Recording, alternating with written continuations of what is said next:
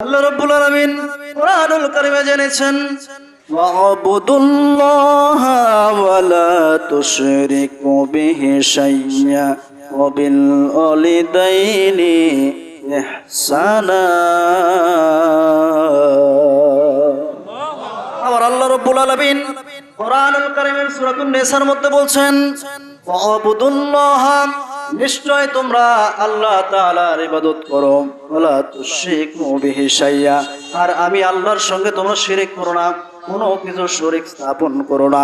ওয়াবিল ওয়ালিদাইনি ইহসানা, আর তোমরা তোমাদের পিতামাতার সঙ্গে সুন্দর আচরণ করো। ও দুনিয়ার মানুষেরা শুনে নিন, বহুত আলোচনা শুনেছেন জীবনে, ভক্তেরও অভাব নাই, ওয়াজেরও অভাব নাই, কিন্তু আমলের অভাব। জোরে বলতে হবে। আলোচনা চলে রাত 3টা পর্যন্ত, 4টা পর্যন্ত, কিন্তু ফজরের সময় কাউকে খুঁজে পাওয়া যায়, হুজুর কেউ খুঁজে পাওয়া যায় না, ওই মুসল্লিদের কেউ খুঁজে পাওয়া, কিন্তু ওই ওয়াজের কোনো লাভ হবে? অল্প ওয়াজ করতে হবে, অল্প ওয়াজ শুনতে হবে, আমল করতে হবে বেশি। চিৎকারতে বলুন কথা ঠিক কিনা? কিন্তু ওয়াজ শুধু শুনবো সারা রাত ভরে, কিন্তু নামাজ পড়বো, এই পাবলিকের সংখ্যা আজকে বাংলার জমিনে কম না বেশি? জোরে বলতে হবে, কম না বেশি? বাংলার জমিনে এই সংখ্যাই বেশি। আমার শখ কেন দেব না কম? জোরে বলেন।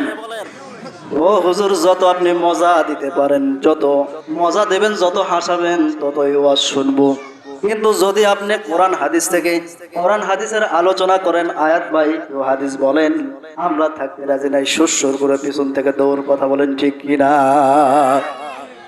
আজকেও কয়েকটি ব্যক্তি আমার কাছে ফোন দিয়েছেন, আমাদের হুজুর দরকার, কবেন আগামী মাসের 10 থেকে 15 তারিখের মধ্যে কেমন বক্তা নেবেন? বললাম যে কুষ্টিয়ার একটা বক্তা আছে, অত্যন্ত ভালো, ইউটিউবে ওয়াজ আছে, আপনি দেখতে পারেন, তিনি অত্যন্ত ভালো তাফসীর করেন। বলে না না, ওই বক্তার আমার দরকার নাই, আমাদের ওই বক্তার দরকার হলো যার নাম ডাক আছে। নাউজুবিল্লাহ বলবেন না? বলে ওই তাফসীর তো আমাদের গ্রামের মানুষ শুনবে না, বুঝবে না, আমাদের দরকার কমেডি। বিশ্বাস করুন, একটু বানায় বলতেছি না। বলে আমাদের দরকার কমেডি, আমাদের দরকার কৌতুক, আমাদের দরকার হাসাহাসি করা। দুনিয়ার মানুষ শুনে নাও, আমার মুসল্লিরা শুনে নাও, আল্লাহ রাব্বুল আলামিন কমেডি করার জন্য দুনিয়াতে আমাদেরকে পাঠাই নাই, হাসি ঠাট্টা করার জন্য পাঠাই নাই। আমাদেরকে দুনিয়ার জমিনে আল্লাহ রাব্বুল আলামিনের ইবাদত করতে হবে, আল্লাহর জাহান্নামের ভয় করে চলতে হবে। জীবনে আমল বানায়া, জান্নাতি আমল বানায়া, কবরটাকে জান্নাতি কবর বানাইতে হবে। কথা বলেন। কারণ আমার আল্লাহ তাআলা বলেন, ফালইয়াহতাকা ক্বালিলা ওয়া ইয়াবকু কাসীরা। আমার আল্লাহ বলছেন, ফালইয়াহতাকা ক্বালিলা, দুনিয়ার জীবনে তোমরা হাসি ঠাট্টা কৌতুক সিনেমা কম করো, অল্প পরিমাণ তোমরা হাসো, আর বেশি পরিমাণ কি করো? ওয়া ইয়াবকু কাসীরা, যত পারো জীবনে যত সময় পারো তত বেশি তোমরা কান্না করতে থাকবা, চোখের পানি ফেলে যত কান্না করতে থাকবা, মাওলার কাছে তুই তোমরা যেতে পারবা। আর যত হাসি ঠাট্টা করবা, নাটক কৌতুক করবা, সিনেমা করবা, তত আমার আল্লাহর কাছ থেকে দূরে যাবা, জাহান্নামের কাছে চলে যাবা। চিৎকার দিয়ে বলুন ঠিক কিনা? কিন্তু আল্লাহ রব্বুল আলামিনের এই কথাগুলো যখন আমরা মানুষদেরকে বলি, কোরআন হাদিসের কথা যখন খাঁটি ওলামারা, যখন ওলামায়ে হাক্কানীরা যখন এই কথাগুলো বলে, তখন কিন্তু আমরা তাদেরকে পছন্দ করি। বাংলার জমিনে যত বানিয়ে বানিয়ে রসত্বমূলক আলোচনা করা যায়, ততই মানুষ পছন্দ করে। কথা বলেন। কিন্তু আমি বিশ্বাস করি, আমার মুসল্লিরা, আমার সামনে যারা বসে আছে, দিনদার ইমানদাররা, এরা কখনো হাসি কৌতুক পছন্দ করে? কারণ যে 4টা অথবা 5টা জুম্মা আমি নামাজ পড়ালাম, এর মধ্যে হাসি কৌতুক আপনি পেয়েছেন? ইনশাআল্লাহ দোয়া করবেন, সামনের জীবনে যে কয়দিন আল্লাহ রিজিক রেখেছেন, যে কয়দিন আল্লাহ তাকদীর রেখেছেন, সেই কয়দিনে যেন যতটুকুই কথা বলি কোরআন থেকে যেন বলতে পারি। সকলে বলেন আল্লাহুম্মা আমিন। কারণ কোরআন ছাড়া একটি জিনিস আমরা বুঝি, কোরআন ছাড়া এই জমিন থেকে শান্তি পাওয়ার অন্য কোনো ওয়ে নেই। চিৎকার বল ঠিক কিনা? কোরআন ছাড়া আপনি দুনিয়ার জীবনে যত আমল করুন না কেন, যে কাজটাই করুন না কেন সেখানে আপনি সাকসেসফুল হতে পারবেন। আপনাকে কোরআনের কাছে আসতে হবে, ইসলামের কাছে আসতে হবে। কারণ আমার আল্লাহ তাআলা বলেছেন ইন্না দীনা ইনদাল্লাহিল ইসলাম, Islam is the complete code of life. ইসলামকে আমি মনোনীত করে দিয়েছেন পূর্ণাঙ্গ জীবন ব্যবস্থা হিসেবে। চিৎকার দিয়ে বলুন সুবহানাল্লাহ। ইসলামকে যদি আপনি পূর্ণাঙ্গ জীবন ব্যবস্থা হিসেবে মানেন, তাহলে আপনাকে মানতে হবে কোরআনুল কারীম, বিশ্ব নবীজির সুন্নাত। এই দুইটা জিনিস যদি আপনি মানতে পারেন, তাহলে কখনোই আপনি পথভ্রষ্ট হবেন। যদি আপনি আল্লাহর পথে থাকতে চান, জান্নাতি যদি হতে চান, দুনিয়াতে কোনো কিছু মানার প্রয়োজন নাই। আল্লাহকে মানতে চাইলে কোরআনুল কারীমের উপরে আমল করতে হবে, বিশ্ব নবীজির সুন্নাত আপনাকে ধারণ করতে হবে, তাহলে আপনি সঠিক পথে থাকতে পারবেন। চিৎকার দিয়ে বলুন ঠিক কিনা? কিন্তু অত্যন্ত আফসোসের বিষয়, আজকে কিছু বাংলাদেশের মধ্যে, আমি বোঝানোর জন্য বলতেছি, কারো সমালোচনা করার উদ্দেশ্যে বলতেছি না, অনেকেই আজকে নাম দিয়েছে আহলে হাদিস। কি নাম দিয়েছে? আহলে হাদিস। ওরা বলে হাদিসে যা আছে তাই মানবো, হাদিস ছাড়া অন্য কিছু মানবো। তাহলে তাদেরকে আমি বলবো, আপনারা ভালো করে হাদিস ঘেঁটে দেখুন। বিশ্ব নবীজি সাল্লাল্লাহু আলাইহি সাল্লাম জীবনে একবার দাঁড়িয়ে পেশাব করেছিলেন। কি করেছিলেন? দাঁড়িয়ে পেশাব করেছিলেন। কারণ বশত তিনি রেগক্রান্ত ছিলেন, ওই অবস্থায় তিনি বসতে পারছিলেন না, দাঁড়িয়ে পেশাব করেছিলেন। যদি তুমি আহলে হাদিস হও আর যদি বলো হাদিস ছাড়া অন্য কিছু মানি না, তাহলে তুমি কি দাঁড়িয়ে পেশাব করবা? কথা বলে না। কি করতে হবে? বিশ্বনবীর আরো তো হাদিস আছে, এই হাদিসকে রিসার্চ করতে হবে। বিশ্বনবীজি সাল্লাল্লাহু আলাইহি সাল্লামের এই আমলটা, এই হাদিসটা কি একদিনের নাকি গোটা জীবনে দেখতে হবে। আমার বিশ্বনবীজি পেশাব পায়খানা যখন করতেন, কোন আদবে করতেন, যে আদবে গোটা জীবনে পাওয়া গিয়েছে এবং তার মৃত্যুর পূর্ব পর্যন্ত পাওয়া গিয়েছে, ওই আমলটা আমাদেরকে গ্রহণ করতে হবে। এর নাম হলো সুন্নাত। চিৎকার দিয়ে বলুন সুবহান। কথা ঠিক আছে তো? কিন্তু আজকে আরো একটা শ্রেণী বের হচ্ছে, যাদের নাম দিয়েছে আহলে কোরআন। কি নাম? বুদ্ধিমান হলে জোরে বলুন, কি নাম? আহলে কোরআন। বলে আমরা কোরআন ছাড়া অন্য কিছু মানি। অথচ এই গর্দভগুলোদেরকে আমি বলবো, কোরআনুল কারীমের অনেকগুলো আয়াত কিন্তু মানসুখ হয়ে গিয়েছে। এটা তেলাওয়াত করা জায়েজ, হালাল, কিন্তু এটার বিধান মারা নাজায়েজ। এইরকম অনেকগুলো আয়াত আছে, তোমরা ভালো করে খুঁজে দেখো, এই আয়াতগুলো বাতিল হয়ে গেছে।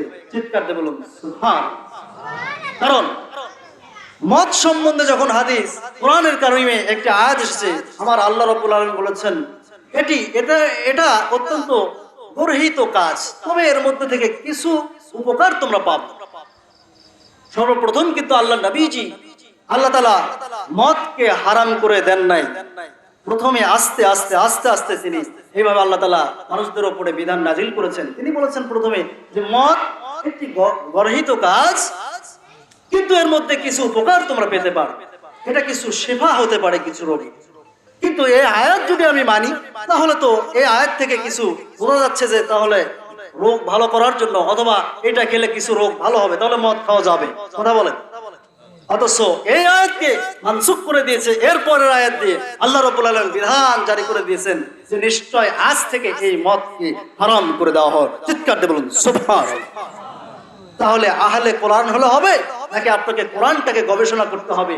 কোরআনের শুধু একটা আয়াত নিয়ে নড়লে চললে হবে? এই কোরআনকে নিয়ে গবেষণা করতে হবে। কোরআনের একটা আয়াতে তুমি যা দেখেছো তাই মানলে হবে না, গোটা কোরআনকে পড়ে বুঝে এর উপরে আমল করতে হবে। চিৎকার দিয়ে বলুন কথাগুলো ঠিক না বেঠিক? এই জন্য মদকে চিরতরে হারাম করে দিয়েছেন কে? এই জন্য ওই আল্লাহর বিধান মানা দরকার আছে না নাই? অবশ্যই দরকার আছে। যদি আমরা আল্লাহ তাআলার বিধানকে মানতে না পারি, তাহলে আল্লাহ রাব্বুল আলামিনের আযাব গজব আমাদের উপর আসতেই থাকবে। এবং বিশ্বনবী সাল্লাল্লাহু আলাইহি সাল্লাম বলেছেন, কিয়ামতের পূর্বে যখন কিয়ামত চলে আসবে, সিম্পটম তোমরা বুঝবে, লক্ষণ তোমরা বুঝবে, ওই সময়ে আল্লাহর পক্ষ থেকে তোমাদের উপরে এমন ভাবে আযাব গজব আসতে থাকবে, যেমনি ভাবে কোন তসবির দানা যদি কেটে দেওয়া হয়, তসবির সুতাটা কেটে দিলে এই দানাগুলো বারবার যেভাবে পড়তে থাকে, এইভাবে আল্লাহর পক্ষ থেকে আযাব গজব আসতে থাকবে। বলেন নাউজুবিল্লাহ। এই জন্য আল্লাহ তাআলার পক্ষ থেকে যদি আমরা রহমত পেতে চাই, দয়া পেতে চাই, তাহলে আমাদেরকে কোরআন হাদিস গবেষণা করার দরকার আছে না নাই বলেন? কিন্তু অত্যন্ত আফসোসের বিষয়, আজকে মুসলমান হওয়ার পরও আমরা কোরআন হাদিস ভালোভাবে গবেষণা করি না। শুধুমাত্র জাতে মাতাল তালে ঠিক হয়ে আছি, আমরা সবাই বলছি আমরা মুসলমান, মুসলমান হওয়ার পরেও মানি না ইসলাম। চিৎকারটা বলুন ঠিক কিনা? এই জন্য আমাদেরকে ইসলাম যদি মানতে হয় ঠিকভাবে ইসলাম মানতে হবে, পরিপূর্ণভাবে মানতে হবে। অর্ধেক মানলে চলবে? আমার আল্লাহ বলেছেন তোমরা ইসলামে প্রবেশ করো কিভাবে? পরিপূর্ণভাবে। আর ইসলামে আজকে আমরা প্রবেশ করি না পরিপূর্ণভাবে, ইসলাম অর্ধেক মানি আর অর্ধেক বাদ দিই। বেছে বেছে ইসলাম মানি, যেটা আমার পক্ষে সেটা মানার চেষ্টা করি, আর যেটা আমার বিপক্ষে চলে যাচ্ছে, হোক ইসলাম হোক কোরআন হোক হাদিস, সেটা আমরা বাদ দিচ্ছি। চিৎকার দিয়ে বলুন কথা ঠিক কিনা? রাগ করলেন আপনারা? মন খারাপ হয়েছে? তাকবীর দেন তো, নারায়ে তাকবীর, লিল্লাহে তাকবীর। আল কোরআনের আলো, আল হাদিসের আলো। অনেকের মানে ঘুম ধরছে। হ্যাঁ, এখন একটু তাকবীর দিতে হবে, একটু হাত নাড়ায় দিতে পারবেন তো? গায়ে শক্তি আছে তো? আছে তো ইনশাআল্লাহ? নারায়ে তাকবীর, লিল্লাহে তাকবীর। আল কোরআনের আলো, আল হাদিসের আলো, নারায়ে রিসালাত, নারায়ে রিসালাত, নারায়ে তাকবীর। অত্যন্ত আফসোসের বিষয়, আমার ভাই আমার পূর্বে তিনি আলোচনা করেছেন যে আজকে বাংলাদেশের একটি রাজনৈতিক প্রোগ্রামে 2-3 দিন আগে একজন নেতা লাখ লাখ মানুষের সামনে তাকবীর দিয়েছিলেন, নারায়ে তাকবীর, আল্লাহু আকবার স্লোগান দিয়েছিলেন, যার ফলে নাস্তিকদের কলিজায় বড় আঘাত লেগেছে। তারা বলে এই যে জঙ্গি। কথা বলেন, মনে হয় আপনারা ফেসবুক দেখেন না, ইন্টারনেট দেখেন না, আপনারা খবর দেখেন না, তাই না? খালি ভিউ নিরালে হবে না, খবরগুলো রাখতে হবে, কারণ এগুলো ঈমানের প্রশ্ন। কিসের প্রশ্ন? চিৎকারতে বলুন কিসের প্রশ্ন? ঈমান লাগে। নারায়ে তাকবীর বলতে ঈমানি শক্তি লাগে। আল্লাহ নামের স্লোগান আল্লাহর জমিনে চলবে। কথা বলেন ঠিক কিনা? আল্লাহর জমিনে বসবাস করবে, আল্লাহর দেওয়া বাতাস গ্রহণ করবে, অক্সিজেন গ্রহণ করবে, আল্লাহর দেওয়া খাবার খাবে, আল্লাহর দেওয়া পানিতে দেওয়া মাছ খাবে, আল্লাহর দেওয়া গরুর গোশত খাবে, মুরগির মাংস খাবে। আর আল্লাহ নামের স্লোগান আল্লাহর জমিনে চলবে না, এটা হতে দেওয়া যাবে? মুসলমানদের প্রথম, ভালো করে শুনুন, মুসলমানদের প্রথম নিদর্শন হলো আল্লাহ নামের স্লোগান দিতে পারা। সেটা মসজিদ হোক, বক্তব্য হোক, ইসলামী জলসা হোক, এমনকি রাজনৈতিক মঞ্চ। একজনও তো বললেন না ঠিক না বেঠিক? কথা বলেন ঠিক না বেঠিক?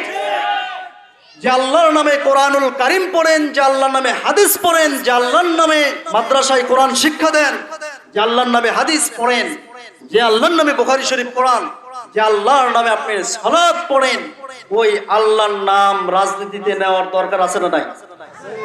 অনেকে বাঁকা চোখে তাকাচ্ছে, হুজুর কেন রাজনীতির মধ্যে গেল? ইসলামের রাজনীতি আছে না নাই? কথা বলেন, আছে? কোথায় আছে? গোটা কোরআনে আল্লাহর রাজনীতি আছে, কোরআনের রাজনীতি আছে। কারণ আমার বিশ্ব নবীজি সাল্লাল্লাহু আলাইহি সাল্লাম শুধুমাত্র মৌলবী নয়, হুজুর নয়, তিনি হলেন আদর্শ রাষ্ট্রপতি। চিৎকার দিয়ে বলুন সুবহানাল্লাহ। কারণ তিনি একটি আদর্শ রাষ্ট্র গঠন করে তিনি মদিনার পাক ভূমিতে শায়িত আছেন। যে সময়ে আল্লাহ রাব্বুল আলামিন যখন জমিনে, আল্লাহ রাব্বুল আলামিন তার নবীকে যখন দুনিয়াতে পাঠিয়েছিলেন, ওই সময়ে যে সময়ে মাকে সন্তান বিবাহ করত, বলেন নাউজুবিল্লাহ, নিজের কন্যা সন্তানকে বাবা বিবাহ করত, ভাইয়েরা বোনকে বিবাহ দিত না, যে সম্পদ দিতে হবে, বিবাহ দিলে তো সম্পদের ভাগ দিতে হবে। এই কারণে বছরের পর তাদেরকে বছর বন্ধা করে রাখা হতো, কুমারী করে রাখা হতো, বিবাহ দেওয়া হতো না। ওই সময়ে, যে সময়ে আল্লাহ রাব্বুল আলামিন আমার নবীকে পাঠালেন, ওই সময়ে একজন নারী যদি রাতের বেলা বাসা থেকে বের হয়ে গেছে, তার চরিত্রের হেফাজতের গ্যারান্টি ছিল 80 বছরের বৃদ্ধা পর্যন্ত ছাড় পেত, দিনের বেলা পর্যন্ত ছাড় পেত না। আর ওই সময়ে যখন লজ্জা বলতে কোনো কিছু ছিল না, আমার বিশ্ব নবীজি সাল্লাল্লাহু আলাইহি ওয়াসাল্লামকে আল্লাহ রাব্বুল আলামিন গোটা বিশ্বের জন্য প্রেরণ করে রহমত হিসেবে নাজিল করে দিয়ে আমার রব্বুল আলামিন আমার বিশ্ব নবীর মাধ্যমে গোটা জমিনটাকে একটা স্বর্গে পরিণত করেছিলেন। চিৎকার দিয়ে বলুন সুবহানাল্লাহ।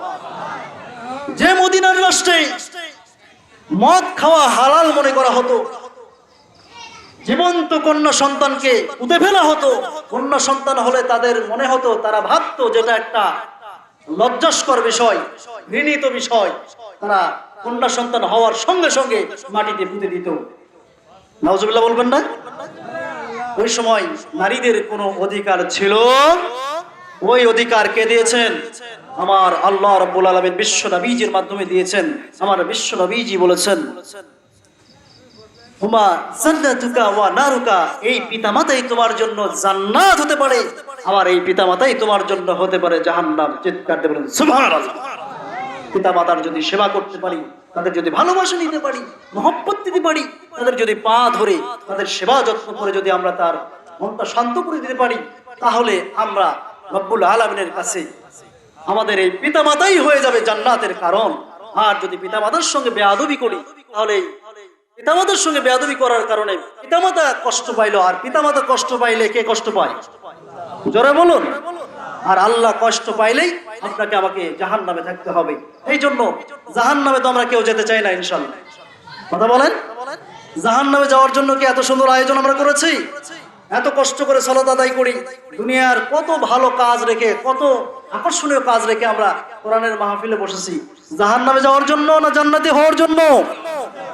এই জন্য আমাদেরকে কিছু কাজ করতে হবে। আল্লাহ রাব্বুল আলামিন আমাদেরকে দুনিয়ার জমিন থেকে ভালো মানুষ হয়ে যাওয়ার তৌফিক দান করুন। সকলে বলছে আল্লাহুম্মা। আমি একটা হাদিস পড়ছি। হাদিস শরীফে আমার বিশ্ব নবীজি বলেন, আদ-দুনিয়া কুল্লুহা মাতা, মাতা'আদ দুনিয়া ইমরাতুন সালিহা। দুনিয়ার মধ্যে সবকিছুই সম্পদ, সবকিছুই সম্পদ। মাতা'আদ দুনিয়া, আর এর মধ্যে সবচেয়ে উত্তম সম্পদটা হলো ইমরাতুন সালিহ, একজন নেককার স্ত্রী পাওয়া। চিৎকার দিয়ে বলুন সুবহানাল্লাহ। কারা কারা নেককার স্ত্রী পাইছেন? হাত তুলে তো দেখি যে আমার স্ত্রী নেককার। আলহামদুলিল্লাহ, অনেকেই আছে, তবে সংখ্যা অনেক কম। নেককার স্ত্রী পাওয়া, আল্লাহ নবীজি সাল্লাল্লাহু আলাইহি সাল্লাম বলেছেন, আর দুনিয়া কুল্লুহা মাতা, এই দুনিয়ার সব বিষয়টা আপনার কাছে সম্পদ হিসেবে পরিগণিত।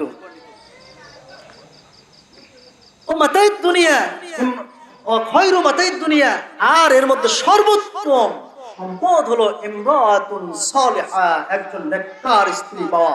চিৎকার দিয়ে বলুন সুবহানাল্লাহ। নেককার স্ত্রী পাওয়ার জন্য কি লাগে? তাকদীর লাগে। কারণ আমাদের পূর্বের নবীদের জীবনীতে আমরা দেখেছি, হযরত নূহ আলাইহিস সালাতু সালাম তিনি আল্লাহর নবী। সন্দেহ আছে? কথা বলছেন না কেন? রাগ করছেন মনে হয়, মন খারাপ করছেন, ঘুম ধরেছে? তাহলে শুনে নিন, আমাদের পূর্বের নবী যাকে বলা হয় দ্বিতীয় আদম, সানি আদম, যাকে বলা হয় দ্বিতীয় আদম, এই নূহ আলাইহিস সালাতু সালামের যে স্ত্রী ছিল, এই স্ত্রীটা কিন্তু জান্নাতে যাবে। কথা বলেন না কেন? জান্নাতে যেতে পারবে? নবী হয়েও যদি স্ত্রী তার জান্নাতে না যেতে পারে, তাহলে এই মহিলাটা ভালো না মন্দ? এ চলে? এ চলে নয়, না চলে, চলে নয়, নেককার নয়, একজন পাপিষ্ঠ মহিলা। এই জন্য একজন নেককারিনী স্ত্রী পাওয়া কপাল। যারা বলেন ঠিক কিনা? তবে কপালের পূর্বে আর একটা জিনিস আমাদের করণীয় আছে। একজন ভালো স্ত্রী যদি আপনি পেতে চান, তাহলে আপনাকে একজন ভালো মানুষ হতে হবে। চিৎকার দিয়ে বলুন ঠিক কিনা? আজকেও বাংলার জমিনে অনেক স্বামী রয়েছে যারা আমরা নিজেরা পর্দার হেফাজত করি না।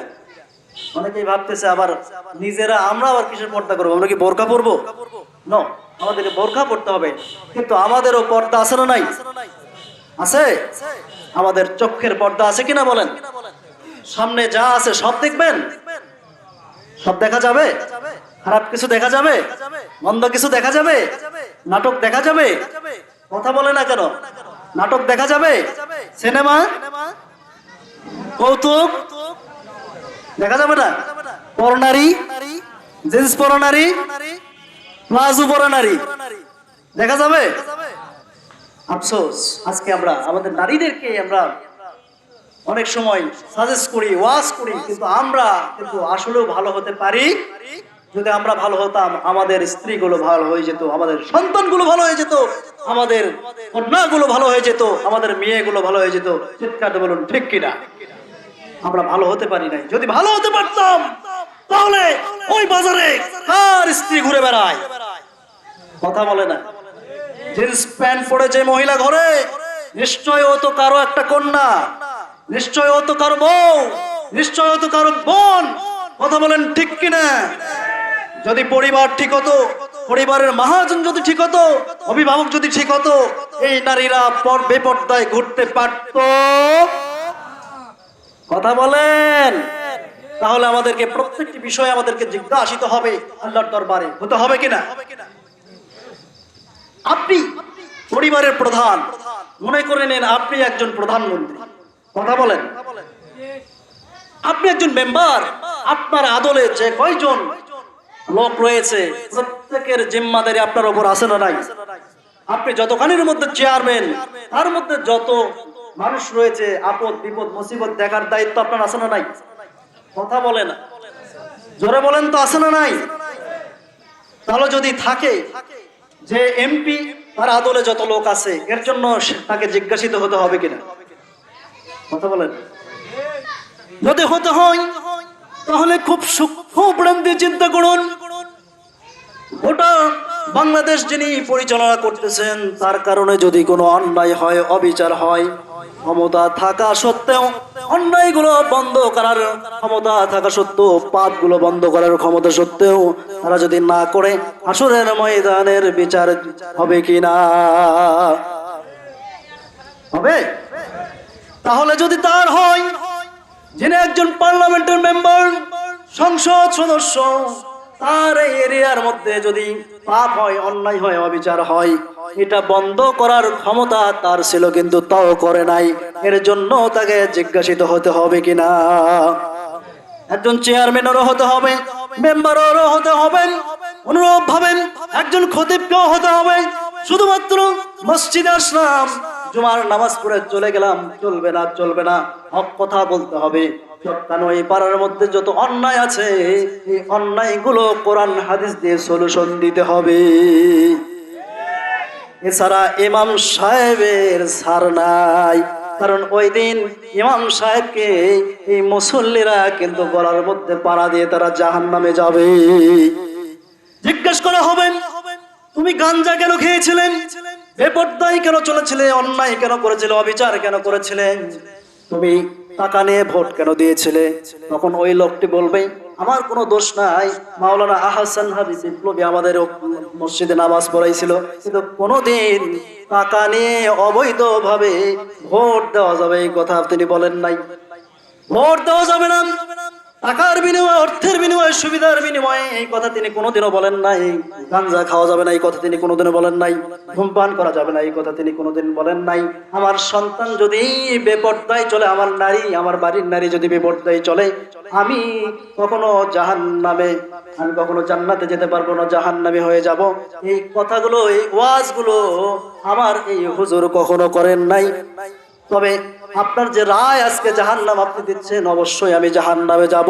তবে সর্বপ্রথম যার দায়িত্ব ছিল আমাকে এই ওয়াজগুলো করার জন্য, ওই ব্যক্তি, মানুষ মন খারাপ করবে, আমরা মন খারাপ করব বলে আলেম বলে নাই, এই জন্য প্রথমে তাকে ধরুন, এরপরে আমাকে ধরুন।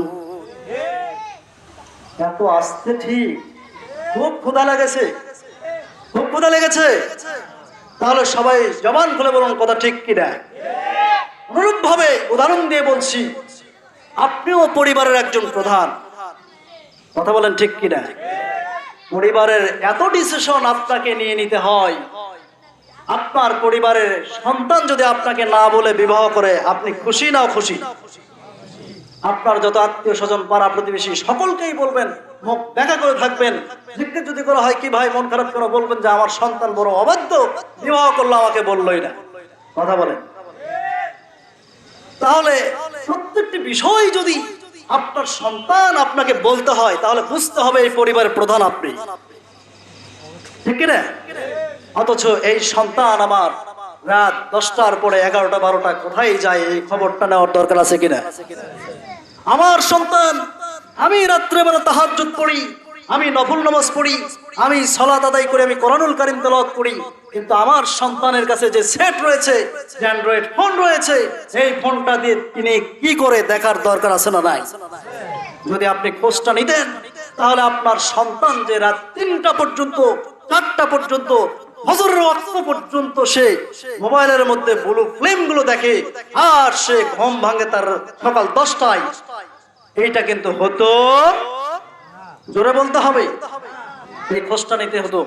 আপনার ছেলের যে মোবাইল আছে, এই মোবাইলের মধ্যে আপনাকে অন্তত সপ্তাহে একদিন চেক করা লাগতো যে এই মোবাইলের মধ্যে, এই মেমোরির মধ্যে তিনি খারাপ গান রেখেছে কিনা, নাটক সিনেমা রেখেছে কিনা, এর মধ্যে কোরআন হাদিস আছে কিনা, আলেমদের ওয়াজ নসিহত আছে কিনা, এটা দেখার দরকার আছে না নাই? এই মোবাইলের মধ্যে যদি আপনি চান 30 পারা কোরআনুল কারীম দেওয়া সম্ভব কি নয়? চিৎকার দিয়ে বলুন। তাহলে এই কোরআনুল কারীম আমরা এই মোবাইলকে যদি দোষ দেই, মোবাইলের দোষ কোনো আছে? এই মোবাইলকে যদি আমরা ভালো কাজে ইউজ করতে চাই, ফেসবুক, ইন্টারনেট, ইউটিউব, মেসেঞ্জার সহ টিকটক পর্যন্ত ইসলামের কাজে ব্যবহার করা যায়, চিৎকার দিয়ে বলুন ঠিক কিনা? কিন্তু আজকে ইসলামের পক্ষে আমরা এগুলো ব্যবহার করি না, ইসলামের বিপক্ষে ব্যবহার করি। টিকটকে যখন ইসলামিক কোনো ভিডিও ছাড়া হয়, আমার দেশের মুসলমানেরা ওই জায়গায় লাইক কমেন্ট করে না, ঠিক কিনা? মাসের পর মাস যায়, বছরের পর বছর যায়, সেখানে লাইক কমেন্ট হয় না। কিন্তু একটা নারী যদি হেসে না, একটু একটু হেসে যদি কয়েক সেকেন্ডের একটা ভিডিও দেয়, দেখবেন লাইক আর কমেন্টের শেষ কথা বলে না। অথচ আমরা ইসলামের পক্ষ নিতে পারি না। ইসলামের পক্ষ যদি আপনি নিতে চান, ফেসবুকে নিতে পারবেন, ইন্টারনেটে নিতে পারবেন, ইউটিউবে নিতে পারবেন, কারণ এই জায়গাটাও আপনার ঈমানের প্রশ্ন আছে কিনা, জোরে বলুন। যেখানে শয়তানের পদচারণা, ওইখানেই যে মুসলমানদেরকে পদচারণা করতে হবে, শয়তানের প্ররোচনা দূরীভূত করে দিতে হবে। ফেসবুক আর ইন্টারনেট ঢুকলেই শুধু বেপর্দা নারীর ছবি দেখা যায় কিনা? আপনারা বেশি বেশি করে ইসলামিক ভিডিওগুলো আপলোড করে দিন, শেয়ার করে দিন, তাহলে দেখবেন শুধু ইসলামের আলোচনা আর ইসলামের আলোচনা। কোরআন আর হাদিস, কোরআন আর হাদিসের চাপে পড়ে এই উলঙ্গপনা, বেহায়াপনা দূরীভূত হয়ে যাবে। চিৎকার দিয়ে বলুন ঠিক কিনা? কথাগুলো কি খুব খারাপ লাগতেছে? খারাপ লাগলেও করার কিছু নাই। আমি হাসান হাবিব বিপ্লবী যদি সত্যের পক্ষে কথা না বলি, আর আজকে যদি আমার কাছে আজরাইল আসে, আমার যখন কবর রাখা হবে, সর্বপ্রথম জিজ্ঞেস করা হবে মান রব্বু, তোমার রব কে? আর আমি যদি রবের ভাষাগুলো আপনাদেরকে মাঝে প্রচার না করি, কোরআনের কথাগুলো যদি প্রচার না করি, তাহলে আল্লাহর দরবারে আমি রব্বি আল্লাহ বলতে পারবো? আল্লাহ নবীজির হাদিসের উপরে আমল এবং তার কথা যদি আমরা সঠিকভাবে বলে না দেই, তাহলে আমাকে প্রশ্ন করা হবে মান হাযান নবী, এই নবী কে? তুমি কোন নবীকে মেনেছো? আমি কিন্তু উত্তর দিতে পারবো না। নবিয়ানা মুহাম্মাদুর রাসূলুল্লাহ সাল্লাল্লাহু। যাই হোক, আল্লাহ রাব্বুল আলামিন আমাদেরকে বেশি বেশি কোরআনুল কারীমের পক্ষ দেওয়ার তৌফিক দান করুন। আমিন বললেন না?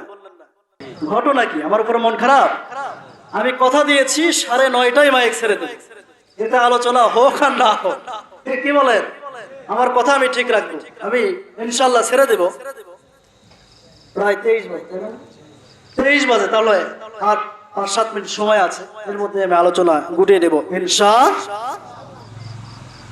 তাহলে আমি যে আলোচনাটা করলাম, আমার মায়েরা কি আজকে আমার উপরে খুশি না বেজার? খুশি। কিন্তু আমরা তো মায়ের উপর খুশি হতে পারলাম না। মাদের জন্য 5টা মিনিট ওয়াজ করে দেই। আমার মায়ের যখন মার্কেটে ঢোকে, ওই সময় মায়েদের দিকে দেখলে মনে হয় শয়তানে দৌড় দিয়েছে। ও তোমরা যখন রাস্তাঘাটে ঘুরে বেড়াও, মার্কেটে যখন ঘুরে বেড়াও, তোমাদের যে পরনের কাপড়, এই কাপড়ের দিকে তো একবার চোখ পড়লে আর তাকানো যায় না। কারণ তোমরা যে পায়জামা পরো, এই পায়জামা তো পায়জামা নয়, মনে হয় ডিপ মেশিনের ওই পাইপ। কথা বলেন, এটা কি জায়েজ আছে? এই পোশাক পরা জায়েজ আছে? পোশাকের একটা লিমিট আছে না? নারীরা শয়তানের হাতিয়ার। নবীজি সাল্লাল্লাহু আলাইহি ওয়াসাল্লাম বলেছেন, নারীরা হলো শয়তানের। যদি কোনো শয়তানি আপনার থেকে করে নেয়, আপনাকে যদি ঘায়েল না করতে পারে, আপনি যদি একজন তাহাজ্জুদ গুজারি হয়ে যান, আপনি যদি একজন আলেম হন, একজন হাজি হন, হাফেজ হন, ভালো মানুষ হন, নেককার হন, তাহলে আপনাকে যদি ঘায়েল করতে হয় প্রথম হাতিয়ার কে বলেন? দুনিয়ার জীবনেও একটি টিপস দিয়ে নেই, যদি আপনার কাকে ঘায়েল করতে হয়, হাত করতে হয়, যদি এমপির থেকে কোনো কাজ করে নিতে হয়, তাহলে এমপির কাছে ডাইরেক্ট যাবেন না। আপনি লাইন ঘাট করবেন এমপির স্ত্রীর সঙ্গে, তাকে কিছু হাতিয়ে দিবেন, ও যা কান মলায়ন দিবে, রাতের মধ্যে কাজ হয়ে যাবে। তো আপনি ডাইরেক্ট 20,000, 50,000, 1 লাখ টাকা দিয়েও কাজ হবে, কারণ আমরা সকলেই নারীদের কাছে জিম্মি। কথা বলেন ঠিক কিনা? আমার দাদাও জিম্মি ছিল, আমার বাবাও জিম্মি, আমার চাচাও জিম্মি, আমিও জিম্মি, আমার সন্তানও জিম্মি। কথা বলেন ঠিক কিনা? তবে জিম্মি থাকা ভালো, ভালোবাসার মধ্যে থাকা ভালো, ঠিক কিনা? তো আমার মাদের জন্য ওয়াজ করে দেই, ও মায়েরা, তোমরা মার্কেটে যাও, কিন্তু আমার বিশ্ব নবীজির জীবনী থেকে, মা আয়েশার জীবনী, মা ফাতেমার জীবনী, ফাতিমার জীবনী, কোন উম্মুল মুমিনের জীবনে আমরা দেখতে পাই না তারা মার্কেট করার জন্য গেছে। কথা বলেন। কিন্তু আজকে আমাদের মায়েদের জন্য কি যে হলো, কি ভাইরাস যে ঢললো, করোনা ভাইরাসের যে যেন বেশি। ব্লাউজের কাপড় যদি নিয়ে যান, বলে এটা চলবে না। পেটিকোটের কাপড় নিয়ে গেলে পছন্দ হয় না। সুতা 5 টাকার একটা সুতা কিনে নিয়ে দেবেন, তাও পছন্দ হয় না। কথা বলেন। স্বামী বেচারা কি করবেন? মন রক্ষা না করলে তো খাবারটাও সামনে দেবে না, নিয়ে খা। কথা বলেন। মিল আছে তো? আছে তো? কি আর করবেন?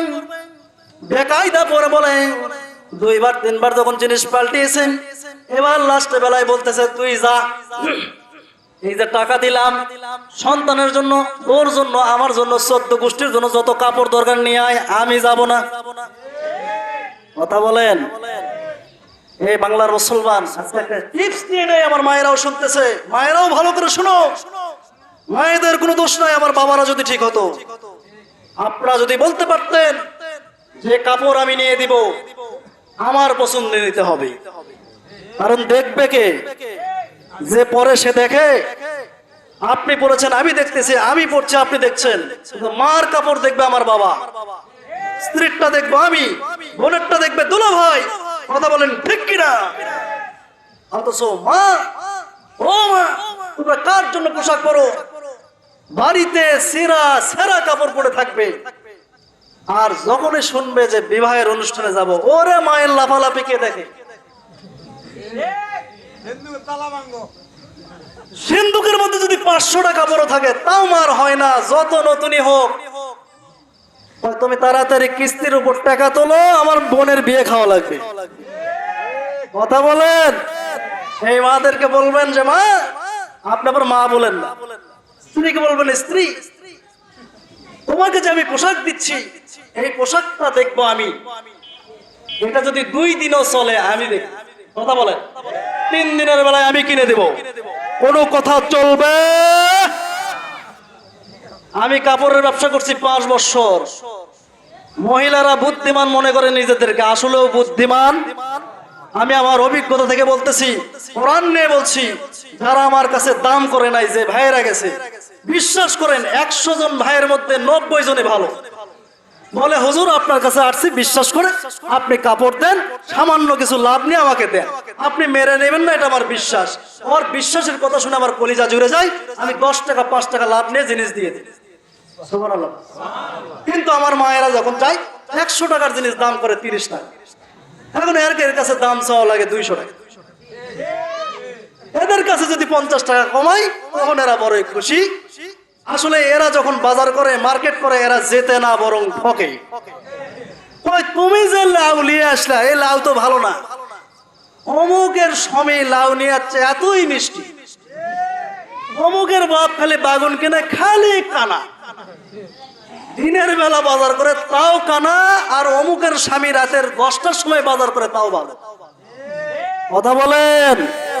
আমার বিশ্ব নবীজি বলেছেন, যখন তোমাদের মধ্যে একটি ওয়াজ করে দিব, আল্লাহ নবীজি বলেছেন, নারীরা, অধিকাংশ নারীরা তারা জাহান্নামে যাবে একটা কারণে। কয়টা কারণে? সেই কারণটা হলো তারা না শুকরি করবে, প্রত্যেকটি বিষয়ে স্বামীর বিরোধিতা করে। এই জন্য আপনি নারীদেরকে বসে আনার জন্য বলবেন, কাপড় দরকার আমাকে বলবি, আমার সন্তানের দরকার আমাকে বলবি, আমার সন্তানের কেমন লাগুক, তোর লাগুক, আমার লাগুক, আমি কিনবো, 2 দিন চললেও আমি দিব। কথা বলেন, পারবেন তো ইনশাল্লাহ?